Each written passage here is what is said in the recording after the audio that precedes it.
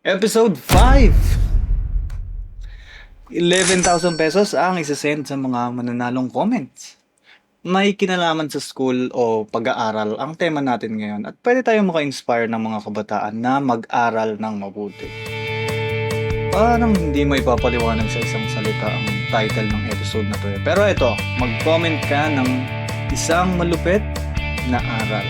Ako si Lando, babasahin ko 3,000 pesos para sa pinakapanalong comment at 8 mananalo ng 1,000 pesos.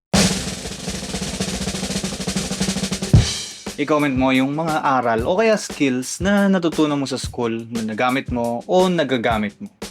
Halimbawa, yung declamation, magkakabisado ka ng mahaba at i-recite mo ng buong emosyon sa harap ng madaming tao. Skill yan ng mga public speaker. O kaya ito, pinakamadaling sagot. English, pinag-aralan sa school, tapos ngayon, sa international company ka na nagtatrabaho. O kaya naman, sa school ka natutong mambola. Yeah.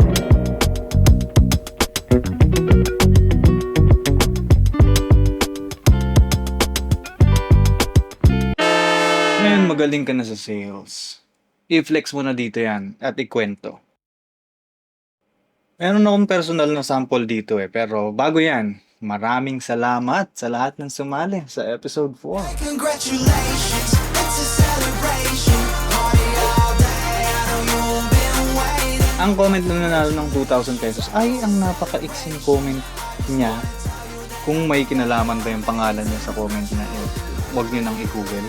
At ang most like comment naman ay galing kay Ashura King. Pwedeng mapanood yung episode 4 dito. Sobrang daming aral sa school pero minsan hindi alam ng kabataan kung bakit nila pinag-aaralan yung mga bagay-bagay. Kaya, i-share mo na to sa lahat kahit hindi mo kilala dahil madaming pwedeng i-comment dito at syempre, gusto nating marinig o mabasa yung mga malulupit na kwento. At subscribe para ma-notify pag babasahin na natin yung mga panalong comments nyo. O, ito na nga ang sample ko ng aral na natutunan ko sa school na nagamit ko. Yung Pythagorean Theorem. Kasi nahilig ako mag-karpintero, yung gumawa ng sarili kong table o kaya hanging shelf. Merong triangle na bahagi yon na ididrill sa pader. At kailangan siguraduhin right angle yon para pantay yung shelf mo. E di naglagari ako nung A at nung B. Pero hindi ko alam yung haba nung C. Kaya naalala ko, yung A squared plus B squared is C squared. Hindi yun, nalaman ko yung haba nung lalagariin ko para sa hypotenuse at siguradong 90 degrees yun. Ano ba ginagawa dun? Ayun, nagamit ko yung tinuro nung high school pa. Sobrang tagal na, no? Mga 6 years ago. May naisip ka na ba? Ito si JM, tinanong ko ng sample niya. Sabi niya, dati may schedule ng cleaners, kailangan may foot rug, at suot lagi ang ID, at maayos lagi ang gupit. Kaya daw ngayon ay gwapo siya.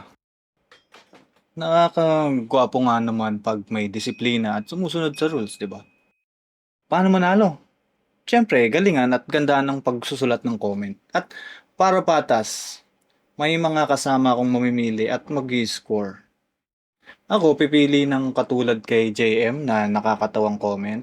At pipili din ako ng katulad ng sample ko na nagsabi ng actual at practical na gamit ng trigonometry o kung anumang subject.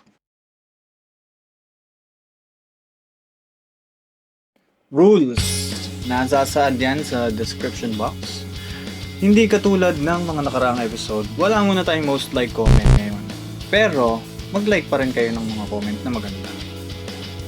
Huwag isulat sa comment ang number at baka ma-spam kayo. Bawal manghopya ng ibang comment. At pag isa kayo sa mga panalo, PM nyo ako sa Facebook. Good luck! Sa episode 5, part 2 natin babasahin ang mga panalong comments. Kaya pindutin mo yung bell para ma-notify pag lumabas na ang bagong video. Diba? Mag-subscribe ka na Work. para masaya. Huwag kang mga